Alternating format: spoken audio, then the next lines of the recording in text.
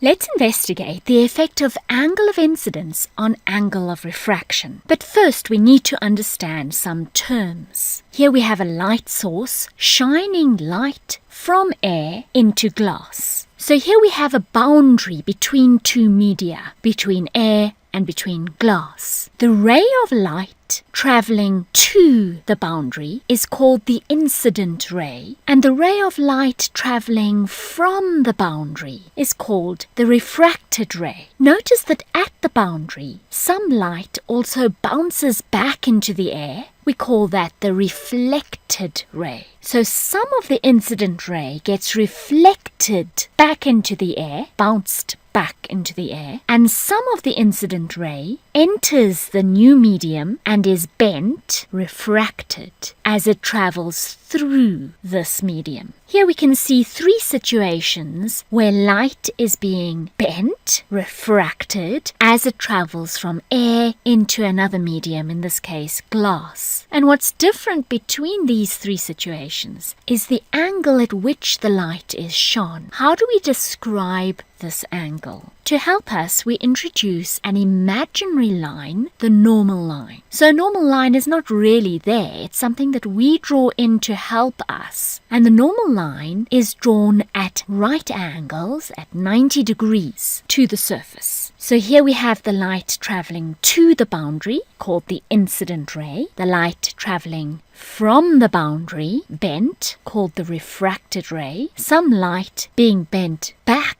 into the air, into the original medium, the reflected ray, and at the point where the incident ray strikes the boundary, we draw in the normal line at 90 degrees to the boundary. For the moment, we are going to ignore the reflected ray and just focus on the incident and refracted rays. The angle between the incident ray and the normal line is called the angle of incidence. And the angle between the normal line and the refracted ray is called the angle of refraction. Often we call the angle of incidence theta 1 and the angle of refraction theta 2.